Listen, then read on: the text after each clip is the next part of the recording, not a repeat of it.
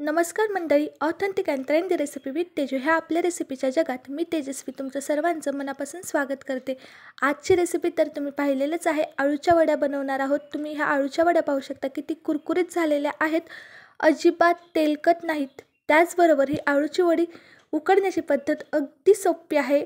एकदम कमी वेळात अगदी कमी गॅस वाया घालवता आपण ह्या अळूच्या वड्या उकडणार आहोत। चला तर मग वेळ न घालवता सुरुवात करूयात कुरकुरीत अळूवडीच्या रेसिपीला। मी इथे एक मिक्सरचं भांडं घेतलेलं आहे, त्यामध्ये 7 ते 8 लसूण पाकळ्या घालून घेतलेल्या आहेत। त्याचबरोबर 3-4 हिरव्या मिरच्या, तिखट आवडीनुसार कमी अधिक करू शकता। अर्धा चमचा जिरं मिक्सरच्या भांड्यात घालून घेतलेलं आहे आणि चवीनुसार मीठ। सर्व वड्यांना लागणारं मीठ आत्ता आपल्याला घालून घ्यायचं आहे आणि ह्याचं छान वाटण काढून घ्यायचं आहे। तुम्ही पाहू शकता अशी ओबडधोबड पेस्ट आपल्याला इथे करून घ्यायची आहे। त्यानंतर मी इथे घेतलेले आहे 2 कप बेसन पीठ। अळूच्या वड्या कुरकुरीत होण्यासाठी या बेसन पिठामध्ये घालून घेणार आहे 4 चमचे तांदळाचं पीठ। त्याचबरोबर अर्धा चमचा मिरची पावडर, अर्धा चमचा हळद। मिरची पावडर नाही वापरली तरी देखील चालेल। त्याचबरोबर बनवून घेतलेलं वाटण यामध्ये घालून घेणार आहे। तुम्ही मिरची पावडर नाही वापरली तरी देखील चालेल, पण मिरची पावडरची छान अशी टेस्ट येते वड्यांना, त्यामुळे इथं मी थोडीशी मिरची पावडर देखील वापरलेली आहे। बनवून घेतलेले सर्व वाटण यामध्ये घालून घेतल्यानंतर 1 चमचा पांढरे तीळ यामध्ये घालून घेतलेले आहेत। त्याचबरोबर वड्या आपल्याला खाजवतात, घशामध्ये रुततात, त्यासाठी घालायचा लिंबाचा रस। एका लिंबाचा रस मी यामध्ये घालून घेतले। तुम्ही चिंचेचा कोळ वापरलात तरी देखील चालेल। आता लागेल तसं थोडं थोडं पाणी घालून आपल्याला याचं बॅटर बनवून घ्यायचं आहे। एकदम सर्व पाणी आपल्याला यामध्ये घालायचं नाही। आपल्याला हे बॅटर खूप पातळ बनवायचं नाही किंवा खूप घट्ट देखील बनवायचं नाही, एवढ्याच थिकनेसचं हे बॅटर बनवायचं, जेणेकरून आपण हाताने व्यवस्थित असं अळूच्या पानांना हे बॅटर पसरू शकेल। खूप घट्ट असलं की पसरलं जात नाही आणि व्यवस्थित शिजलं देखील जात नाही, आणि पातळ असलं की सगळं वड्यांच्या बाहेर येतं, त्यामुळे एवढी थिकनेस परफेक्ट आहे। आता इथे मी घेतलेले आहेत जवळजवळ 40 ते 50 अळूची पाने। पानं काय करायची, पानं आणली की आपल्याला ही मिठाच्या पाण्यामध्ये 2-3 तास छान भिजत घालायची आणि त्यानंतर त्यातलं पाणी नितळून घ्यायचं आहे। आता एक पळपट घेतला, या पळपटावरती एक अळूचं पान असं पालथं घालून घेतले। जर पानांच्या शिरा जाड असतील ना, लाटण्याने एकदा लाटून घ्यायच्या, म्हणजे त्या शिरा व्यवस्थित मोडल्या जातात। आता या पानावरती आपल्याला बनवून घेतलेलं बॅटर अशा पद्धतीने हाताने लावून घ्यायचं आहे। तुम्ही चमच्याने देखील लावू शकता, पण अशा पद्धतीने लावल्यावरच व्यवस्थित असं बेसन पीठ सर्वीकडे लागतं, चमच्याने लावायला जमत नाही। तुम्हाला नसेल हाताने लावायला आवडत तर सरळ चमच्याने लावा, काहीच हरकत नाही आहे। एक पानाला अशा पद्धतीने बेसन लावून झाल्यानंतर दुसरं पान त्यावरती उलटं आपल्याला टाकायचं आहे आणि त्याचा शेंडा उलट्या साईडला करायचा आहे, त्याच डायरेक्शनमध्ये नाही टाकायचं आहे, आणि तिथे देखील बेसन पीठ लावून द्यायचं। अशाच पद्धतीने आपल्याला एकावरती असे आपल्याला जवळजवळ 9 ते 10 पानं लावून घ्यायचे, म्हणजेच अळूची वडी व्यवस्थित अशी जाड होते। खूप 4-5 पानं लावले ना, अळूच्या वड्यांच्या लेयर्स येत नाहीत, त्यामुळे पानं जास्त लावायची, अळूची वडी खूप लेयर येतात त्यासाठी। आता मी अशाच पद्धतीने 9 ते 10 पानं एकावरती एक लावून घेतलेली आहेत।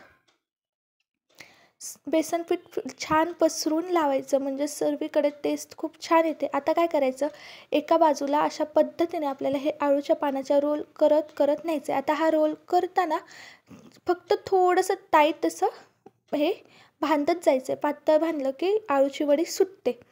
अशा पद्धतीने जास्त असं दाबत दाबत आपल्याला हा टाईट रोल बांधून घ्यायचा आहे। त्यानंतर जी मोकळी बाजू आहे, साईडच्या कडा आहेत, त्या थोड्याशा आत दाबून घ्यायच्या, जेवढ्या शक्य असतील तेवढ्या, म्हणजे त्यातनं बेसन पीठ बाहेर येणार नाही। अशाच पद्धतीने मी सर्व पानाच्या वळकुट्या अळूच्या वड्याचं बनवून घेतलेल्या आहेत।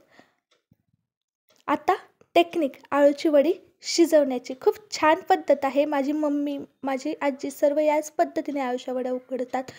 तर मी इथे एक कुकरचं भांडं घेतलेलं आहे, कुकरच्या मध्ये जो डब्बा येतो तो घेतलेला आहे, आणि बनवून घेतलेल्या अळूच्या वड्या यामध्ये मी ठेवून घेणार आहे। 3 इथं वळकुट्या झालेल्या आहेत अळूच्या वड्यांच्या। आता आपल्याला या कुकरमध्ये शिजवायचे आहेत।